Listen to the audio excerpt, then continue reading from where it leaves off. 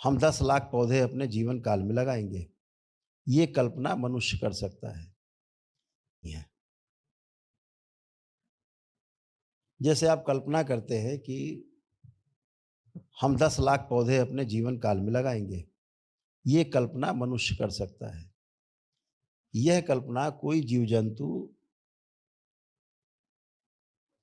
पशु पक्षी नहीं कर सकता। ये कल्पना आप कर सकते हैं कि हम ऐसे लगाएंगे 10 लाख, तो उससे धरती पर खुशहाली आएगी, हरा भरा होगा और हमारे लिए ऑक्सीजन तैयार होगी और वातावरण की जो कार्बन डाइऑक्साइड है वो पौधे ग्रहण करेंगे, उनके काम आएगी। ये कल्पनाशीलता है आपकी। उसी कल्पनाशीलता के आधार पर आपकी कर्म स्वतंत्रता है कि आप इतने पौधे लगा सकते हैं। लगाया, आप लगा भी सकते हैं। ये दोनों शक्तियां मनुष्य जाति के पास है। हाथी कितना बलशाली है, लेकिन एक पौधा लगा नहीं सकता कभी। कोई जीव जंतु नहीं लगा सकता। तो कर्म करने की जो स्वतंत्रता है मनुष्य के पास, वो उसकी कल्पनाशीलता के आधार पर है।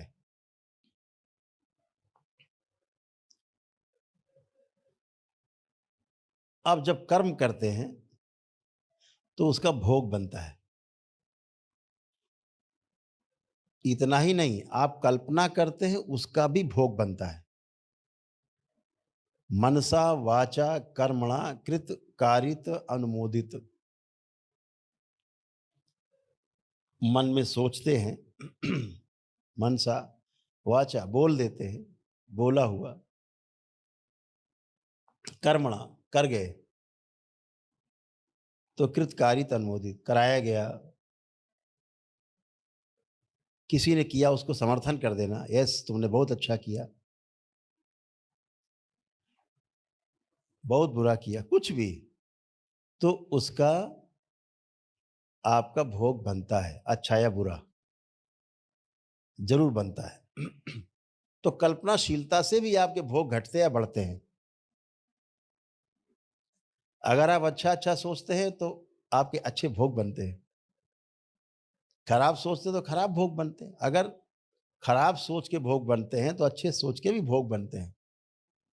तिजोरी का ताला आपका खुला हुआ है, अगर आप अच्छा अच्छा डाल रहे हैं तो खराब भी जाएगा उसके अंदर, दोनों जाएगा। तो इस कल्पनाशीलता के आधार पे आप सबके पास कर्म स्वतंत्रता है। लेकिन भोग बनते हैं। तो इनको समझने के लिए बहुत छोटी सी बात पहले समझ लेना है कि सभी जीव जंतुओं के पास, सभी पशु पक्षियों के पास आपका अगला प्रश्न बनेगा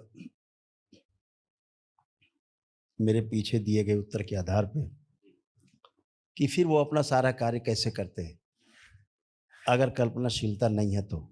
जितने भी मनुष्य को छोड़कर जितने भी जीव जंतु पशु पक्षी हैं,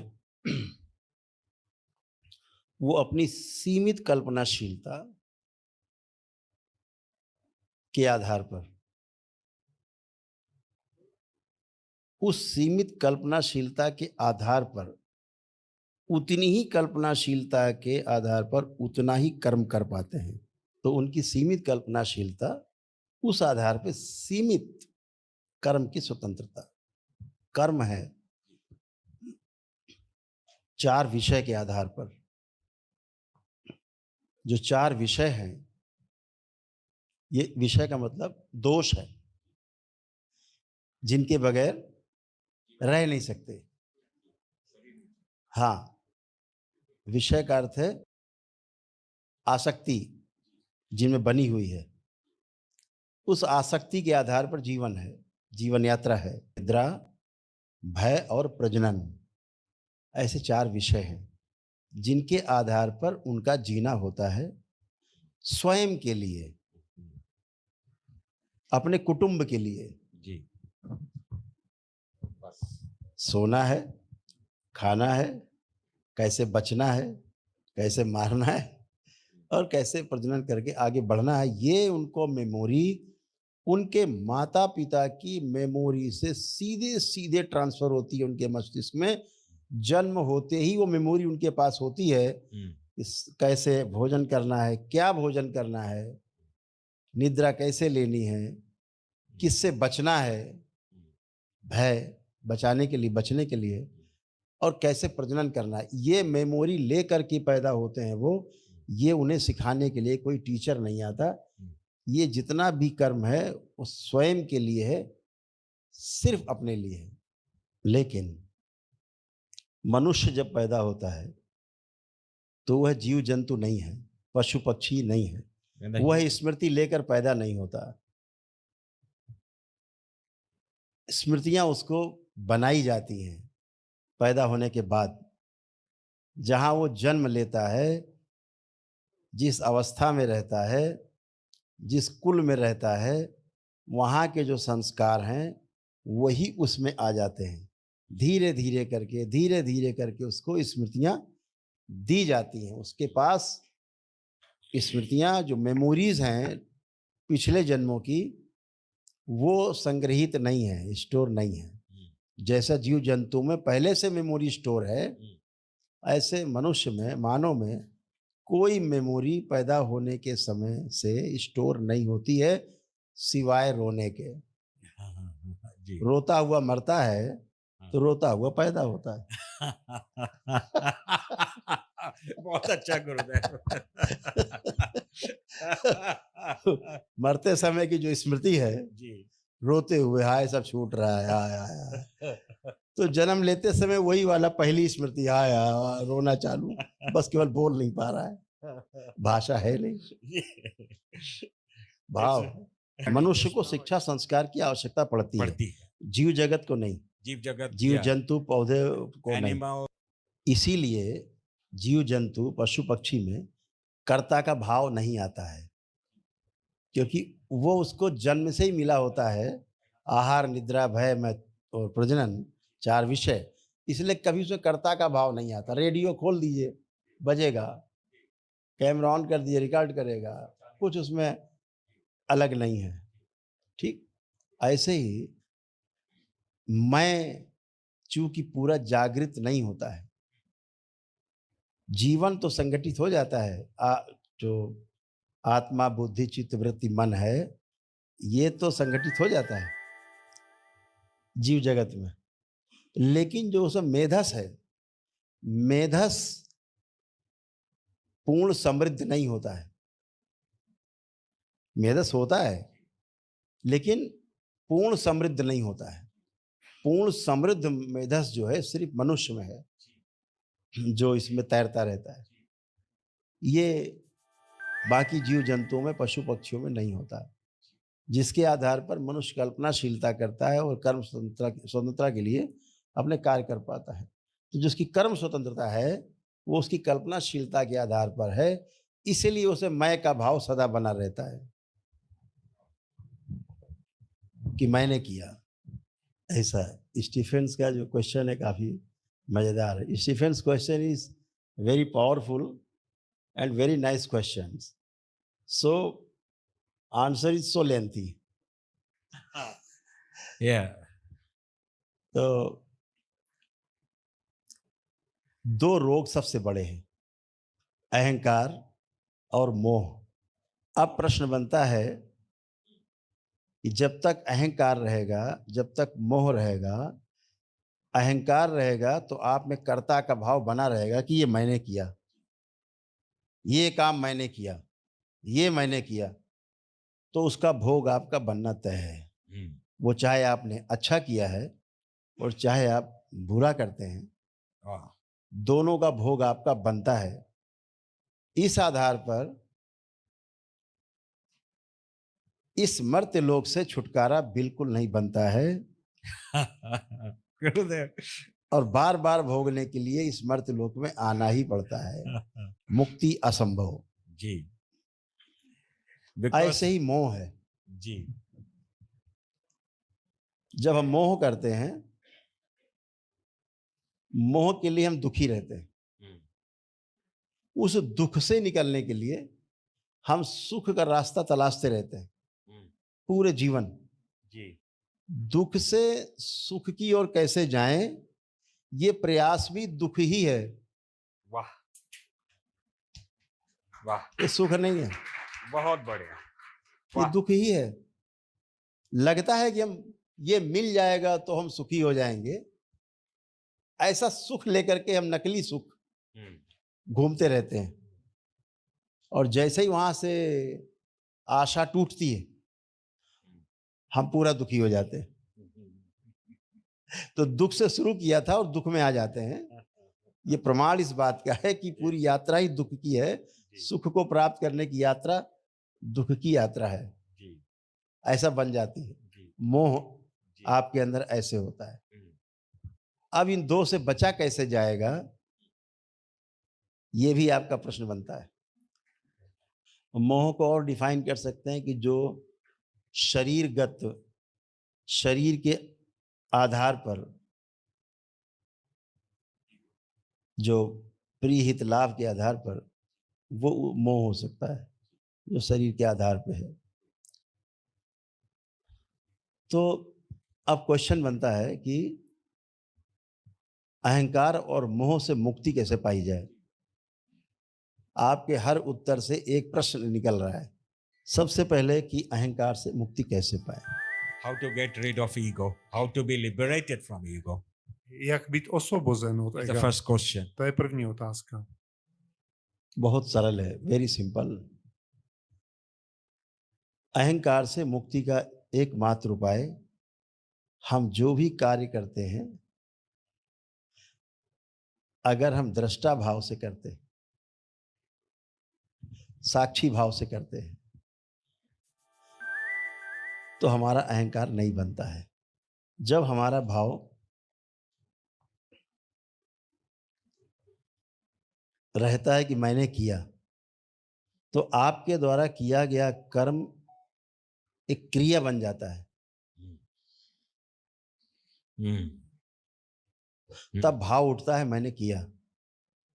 जब आप दृष्टा भाव में रहते हैं कोई कर्म करते हुए, तो क्रिया ना होकर के घटना बन जाती है। तो भोग कर्म का बनता है, घटना का कोई भोग नहीं बनता। बहुत अच्छा गुरुदेव बहुत बढ़िया ओहो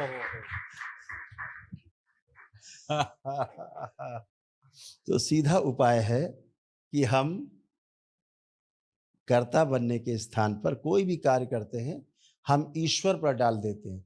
सब भोलेनाथ ने किया, बाबा ने किया, गुरुदेव ने किया, ईश्वर ने किया, हम मात्र साधन हैं, घटना में हम केवल शामिल हैं, लेकिन अकर्ता भाव से,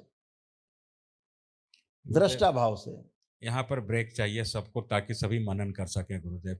बहुत साक्षी भाव से। बहुत गहरा विषय है। शब्दों में तो सभी कह देते हैं कि बाबा ने किया, गुरुदेव ने किया, वो केवल शब्द और एक्सप्रेशन मात्र है, आंतरिक घटना नहीं है। इसलिए जब भी दरबार में आपने देखा सुना होगा, मैं कोई भी कार्य करता हूँ, दरबार के भक्त खड़े होकर के बहुत ही भाव से कहते हैं गुरुदेव आपने हमें बचा लिया, हमारी रक्षा की, हम तो मर जाते, हम बच गए आपकी कृपा से। मैं उसकी बात पूरे होने से पहले बोलता हूँ, सब बाबा माँ करते हैं, और मैं कर्ता भाव से मुक्त हो जाता हूँ, तो मेरा कोई भोग नहीं बनता। हम तो अरबों खरबों दरबार में सब श्रृंगार हो जाते हैं, तो मेरा कोई तो भाव कर्ता का है ही नहीं, अकर्ता का भाव है, इसलिए हमें कोई पाप नहीं लगता कि हम पाप और पुण्य दोनों से बाहर हो जाते हैं। इस प्रकार से हम जब घटना समझ करके कि ये घटना है और घटना में हम शामिल हैं क्योंकि प्रकृति की ऐसी इच्छा है, तो हम कर्ता भाव से मुक्त हो जाते हैं और भोग नहीं बनते। तो तीनों जो गुण हैं, सतोगुण, तमोगुण, रजोगुण, हम तीनों से बाहर हो जाते। नहीं तो एक में तो फंसना तय है। इसलिए आकर्ता का भाव, दृष्टा भाव, साक्षी भाव, अक्रियाशीलता का भाव हमको अपने कर्म बंधन से मुक्ति प्रदान करता है। अन्यथा अगला जन्म भी हमारे कर्म बंधन के आधार पर आशा बंधन से युक्त होकर होना तय है। उससे बचने का कोई उपाय नहीं है, भोग तय है। हरि हर। गुरुदेव, जो कर्म घटना हो, कर्म घटना हो, हाँ, क्रिया से घटना में घटना। रूपांतरित होना है। हमारा